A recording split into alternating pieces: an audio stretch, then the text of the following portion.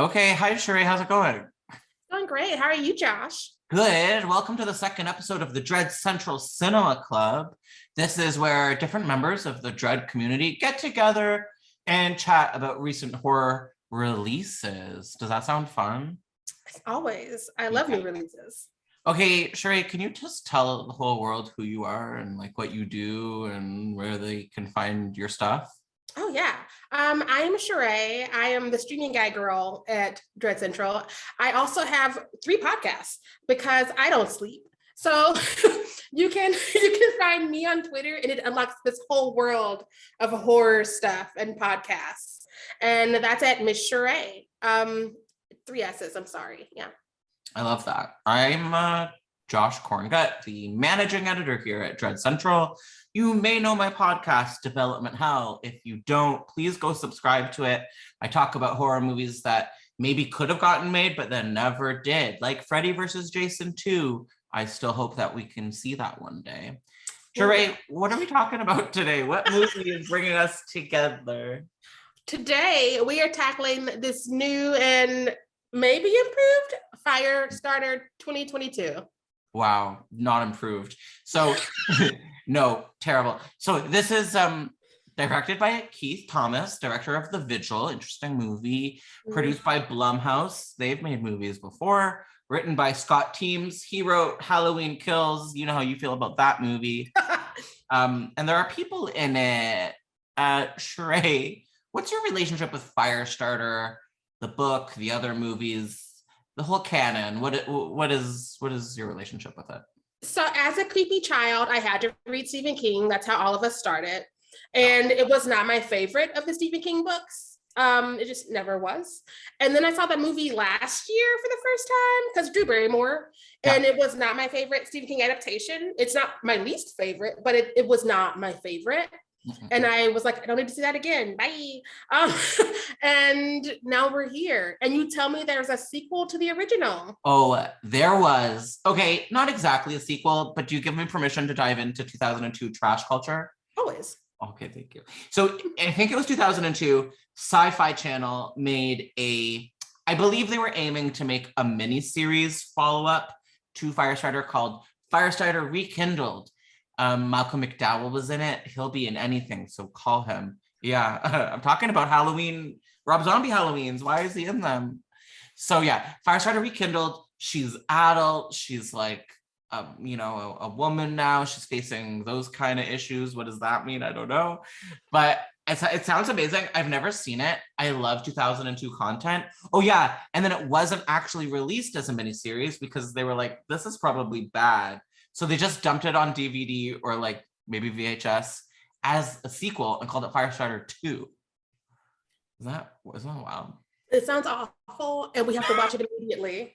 No, you should watch it. I have never seen it. We should watch it together. We should watch it together. Yeah. I think that is a whole, I don't know if it's Development Hell or if it's Fear Street or what, but we should do that.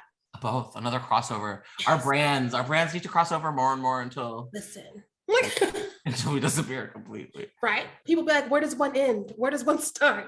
They're never gonna know. Sheree, what is this movie about? It is about a young girl who she's discovering that she has powers that she can't quite control. And her parents know a little bit more about it than they want to tell her at this point in time. And eventually she gets noticed by the government, which is never a good thing. Peeky boo, yeah. No. And that's when her and her father end up on the run. Yeah, they run a lot. A lot.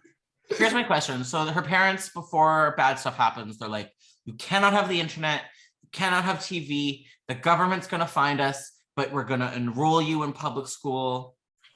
What? That's a weird decision that you made, parents.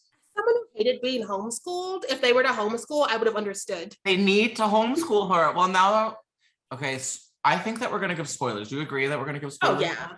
Now everyone's dead, and that's because they made bad decisions. Listen.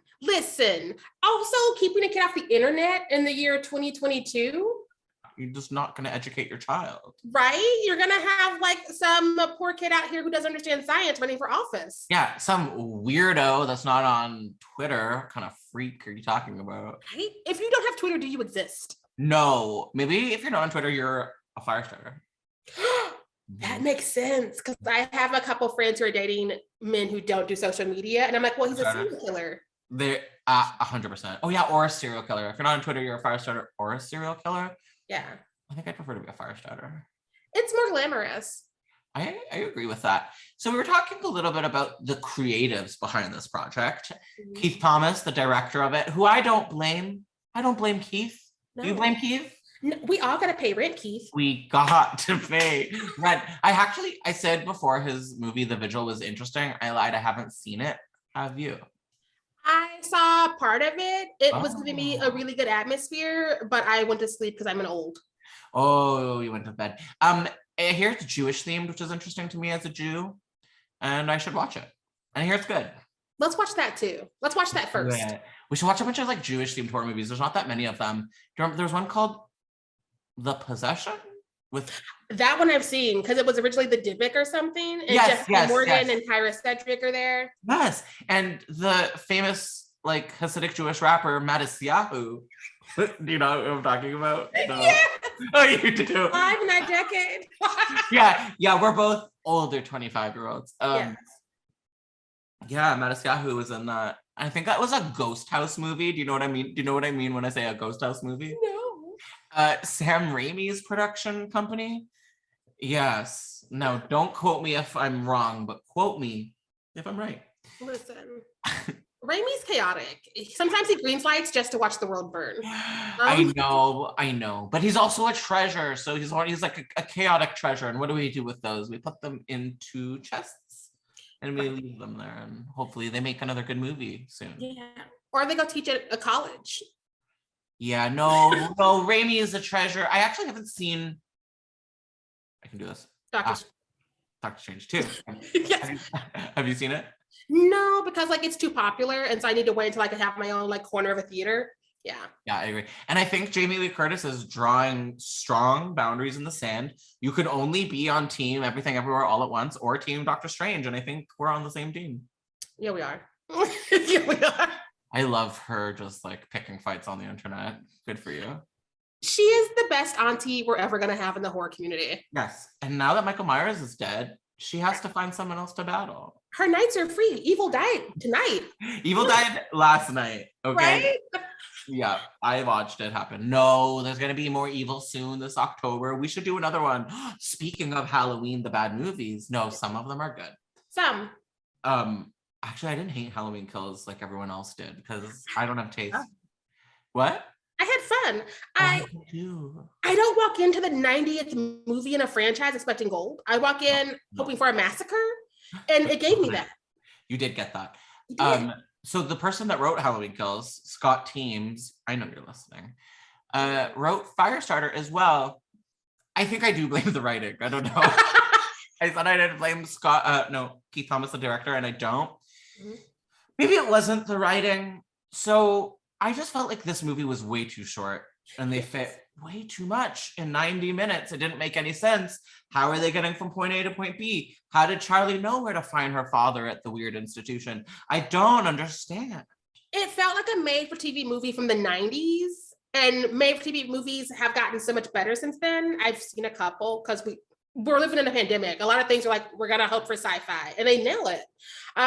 This felt like it gave up on itself before it started. So maybe he also didn't like the source material, but had to pay rent. I don't know. So here's something that I've been thinking about. Have you heard of the name Akiva Goldman? Have you heard this guy? Maybe. So I believe the Losers Club on the Bloody Disgusting Podcast Network referred to him as Hollywood hack Akiva Goldman. I cannot say his name. Akiva Goldman. I think. I'm sorry if I'm saying your name wrong, but I'm about to insult you, so please turn this off. He also produced the recent The Dark Tower adaptation in 2017. People are big mad.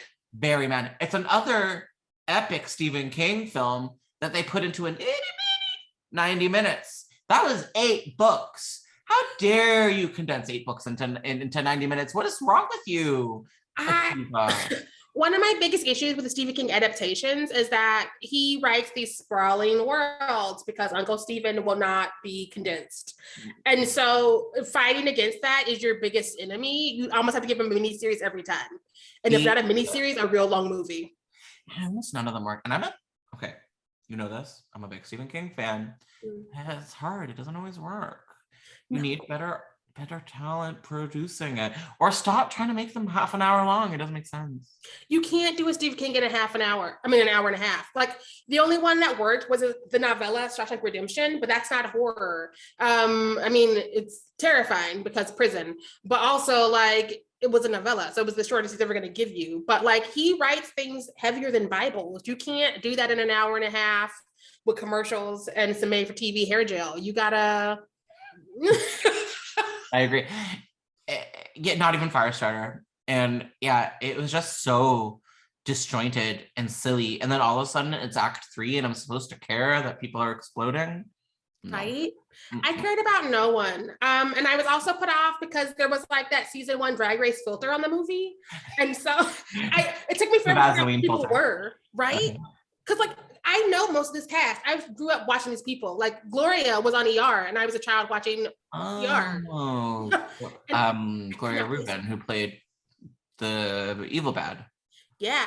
I did not know who she was in the middle of the movie where it got to me, so I finally Googled it, and I was like, that's her? She was in it for like 3 seconds. These people are in this movie for 5 minutes. Kurtwood Smith, of that 70s show fame, is in this for 3 seconds. Why? So weird. It's almost like when people don't want to be at the party, so they just do a walkthrough and wave at people and then leave. Here's a statement / a question. Annie McGee, played by Zac Efron. That's my statement question for you. I feel like Twitter killed me because it kept everybody who saw the movie before me, all they would tweet was just like Zac Efron, he talked to his agent. And I was like, oh. You think this is, but do you think this was like, he could be doing better than this? Or do you feel like the opposite of that? Not gonna lie, this is my first time seeing him actually act because he was like a Disney kid or something, and I was not a Disney kid. High School Musical, which I've never seen. No, I will never. And so I was excited to see what all the fuss was about because people love him and he seems lovely in the interviews I've caught parts of for movies I'm not going to watch. So I was like, ooh, maybe this is what's going to be what brings us together. It's Stephen King, and it was not. And so I'm going to give him another fresh start the next project. Yes, he was. And he also was Ted Bundy kind of recently, which I didn't love that Ted Bundy phase that we all went through because I don't know, it rubbed me the wrong way. One of my biggest hot takes is that I'm tired of us telling the serial killer stories with hot men. And then having the teens be like, oh, he's so hot, he could stab me. We don't need this, especially in America, because in America, we are not the brightest. And so we need to not do this. Yeah. I'm with you. And as a Canadian, I'm sorry. And we're not great either. What I say about Zac Efron playing Annie McGee, I've never read the book, but in the first movie, I'm sorry, I forget the actor's name, also like sweet himbo dad energy. He was the not Patrick Swayze person. Yeah, and he was in like no other movies. Yeah, I like that they continued with the like himbo sweetheart dad energy. It was just like too bad the movie couldn't support him, you know? Yeah. Because I feel like if he had a script, he might have been able to give us something. But all we know is that he did not want his daughter to tap into her power. Him and the wife were fighting about it when she died, which is not a good way to end your marriage. God. Remember Heather? Heather Locklear. Yeah. Because I was surprised she was there. Because that was my first tweet about the movie. It says live tweeting. It was like, Heather Locklear's in this bitch? And people were like, you really haven't seen this movie, have you? I mean, the moms are in this for absolutely 5 seconds each. She got more time than Heather because Heather was like, here's your pancakes. And then I'm falling out of a closet. My arms are on fire. Right. Good impersonation. Yeah, no, at least this was put on like a sad fight. And I was like, I feel you could have done better, but whatever. She was like, oh yeah, the mom dies really fast in these movies. And then, which is okay. I like the idea of a father-daughter on the run. Oh no, we're gonna die kind of a vibe, but it could be spicier, especially because like the 90s was all about dads on the run, The Fugitive, novels on novels on novels from people not in the genre technically, like Dean Koontz in them. And so like it was cool to be like, let's do it with a daughter instead of a son or by yourself. But we keep dropping the ball somewhere, and I don't know. I don't think it's all on Steven's fault. I don't think it's all on Uncle Steven's shoulders. I think some of it is the people who keep trying to adapt it and not catching the points.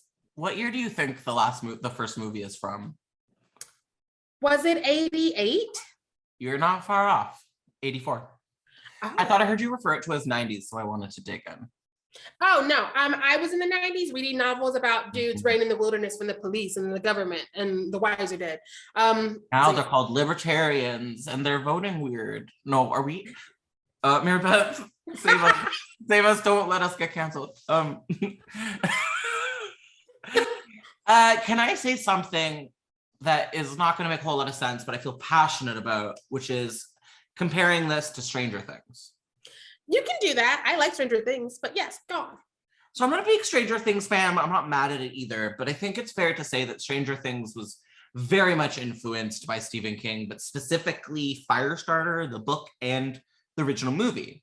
So I find it very strange that this film feels very much made in the wake of Stranger Things. It feels very greenlit in the wake of Stranger Things, but also Stranger Things was completely created under the influence of the original Firestarter, which to me makes this one feel like a snake eating its own tushy.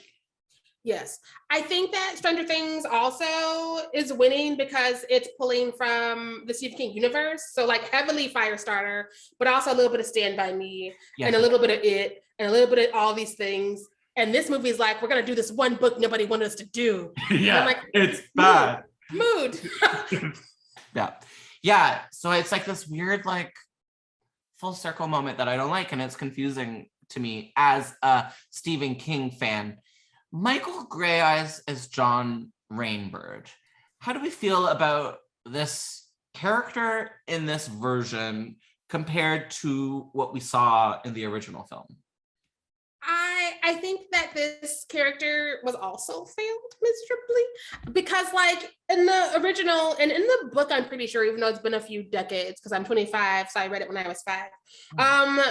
He was more of a villain. He had more of a purpose. He was a bastard. You were hoping he gets it. This one, he's kind of like, I'm killing people for the government because a job's a job. And then at the end, they don't ever like have a conversation about, hey, you killed my parents. He's just like, come with me, little child, I'll take care of you. And I'm like, no. You're the dad now? I guess you're the character I hated the least. Okay. He was just your mom. He was so non-committed when he did that too, though. It felt like when I have to eat a vegetable and I'm like, it's broccoli day. That's how he killed her. And I was like, I would like a little bit more something. Yeah. If you're gonna kill someone, at least enjoy it. Right? Oh, I don't know. I feel that way. John Carpenter. Yes, he's a It's a person. The best part of this movie, I would say, is the music. Would you agree? Yes. I killed it again. I love John Carpenter with his Casio and his son. Like, where's that show? Yeah, what a great little band. I love them. Right? So it's John Carpenter, it's Cody Carpenter, and Daniel Davies. Did I get this right? Cody's God, I got it right. Holy crap. Hey, look at you knowing stuff. I knew it. Yeah, the music for this was gorgeous. And are you familiar with John Carpenter's connection to Firestarter? Did he do the music for the first one? Not far off. So he was the original director for the first one, but was removed after The Thing failed to perform at the box office. That makes me sad. I forgot who directed the first one, but I feel No, he didn't. He almost did. No, I forgot who directed the first one, but I feel like their aesthetic did not help that mess.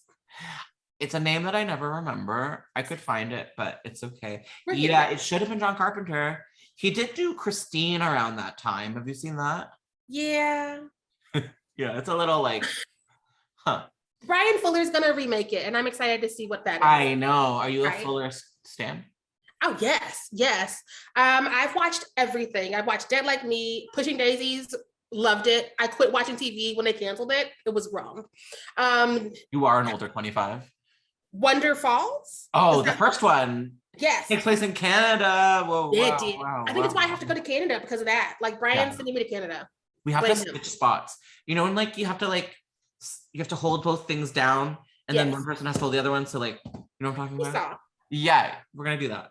Let's do it. No. No. But also Hannibal. Hannibal. What's my favorite Brian Fuller? Pushing Daisies. Yes. Or Death Like Me? Pushing Daisies. You don't like Death Like Me? I like Death Like Me, but Pushing Daisies is high art. It is my aesthetic. It's Tim Burton with less problems. It's so many things I need. No, that's 100%. And how dare we forget about Mockingbird Lane? Brian Fuller's attempt at making the Monsters. The Monsters is an ongoing conversation here at Dread Central. If you want to know what we mean, visit dreadcentral.com. You'll see. I don't have very much more to say about this movie. I didn't like it. It was bad. I'm sorry to everyone involved. I love you all. I will say that their PR team is magnificent and kind. They sent me a cute little box and it was on brand. I love a good theme in a box, especially when there's snacks. I watched that. I was really intrigued. I was like, ooh, snacks. Final thoughts about Firestarter 2022. You go first. I would like to see us leave this property alone. But if we have to dig it up, because we always do, I think that it might be time to let some women of color take over. So it's less of a predominantly white situation, because like this movie, it had people of color, but they were all like side characters. We had like 1 or 2 scenes. And so it's like, so you're not as bad as the first one, but you're not really winning. And so I was like, we could just maybe make Charlie and the families of color could do that. We have, listen, Uncle Steven loves a magical brown and black person. So I'm just why don't we just go ahead and do this? Opera's right there. Just move her on over. Call it a day. Yeah, we need to talk more about that, the Stephen King. And then we make The Stand again. Anyway. And we fail it. Watch the new one. I refused. Don't watch it. It's no Mick Garris The Stand, which I liked quite a bit. It was really good. That one I would rewatch. Me too. But then who's in it? It doesn't matter. Molly Ringwald. Who's okay? The woman that plays Nadine, I think, was also on Just Shoot Me, and that's all I can. Yeah. Oh my God, I forgot her name. If you guys are looking at this at home, please help us. Okay, I'm typing in Just Shoot Me. Laura San Giacomo? That's not right. That sounds actually really right. Yeah, Laura San Giacomo? Yeah, I'm a 90s kid, just barely because I'm 25. But like I watch a lot of things, I remember a lot of names sometimes. Yeah, I feel like Just Shoot Me was basically just news radio, but at night. Yes, that and the best use of David Spade since Weekend Update. I think that was Best Weekend. No, Best David Spade. I think we should quit while we're ahead. How do you feel? Let's stop. Yeah. Wait, no. I have to give my final thoughts. I didn't like it, and I love Stephen King, and I hope that we get a really good Salem's Lot this year. I'm hoping we do. It's Gary Doberman, and you can say what you want about him, but I liked Annabelle 3. It was fun. It was not as bad as the first one. I will give you that. Well, Annabelle 1 is unwatchable, but Annabelle 2 Creation, watchable. So good. It gave me faith. That's why I watched the third one. Yeah. And then the third one, like a very fun, like spook house, you know, you're in a little cart and things pop up. Yeah, it was stressful because the whole thing was these kids being like, let's go touch the possessed shit in the room. I'm like, don't do that. I would have. You would have. I also would have, but you would have been mad. You would have been like, why did you? I wouldn't have been there. I'm like, your house has. You would have left. You would have left. You would be like, my family has a possessed museum in our garage. Do you want to come over? I'm like, I'll get my own Oreos. That is every Jewish kid. For like, we have those weird Dubuque boxes laying around. I don't know what to do with them. There'd be a fun Jewish version of Hellraiser, the Dubuque box. I would watch that. We don't know one of the versions we're getting this year won't be. That's true. That is true. I don't think we're going to get both. Okay, let's give this movie stars. Do you want to do that? Is that audacious? I mean, if we have to. When I reviewed it on dreadcentral.com, I gave it 2.5 stars, which I really think was a massive mistake because this is a 2-star. But sometimes you don't know in the moment. Sometimes it takes a little while. You are very kind. I regret 2.5. This is a 2. Sorry. No. I give her a 1 because I appreciate she got made. I know it's hard to make movies. You're right. It is a 1. You need to reflect on why you are a 1, Akiva Goldsman. That's how you say it.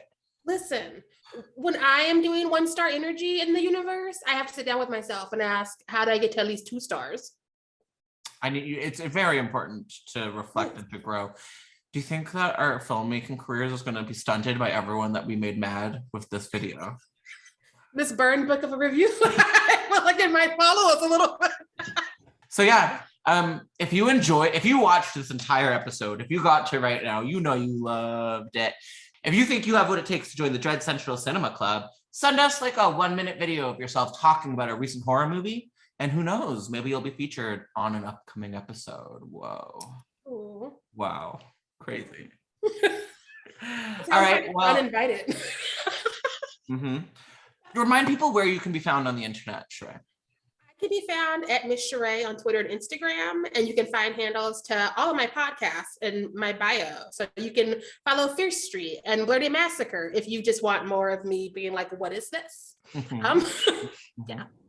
And if you want to see X or hear even more Sheree, you can subscribe to the Development Hell podcast because she's often on that too. Yes. All right. It's not my 4th podcast, but it's not my 4th podcast. Not your 4th podcast. Yeah. Well, thank you for listening, everybody. We hope we weren't too rude and that you'll tune in with us again sometime soon. Bye. Bye. Bye.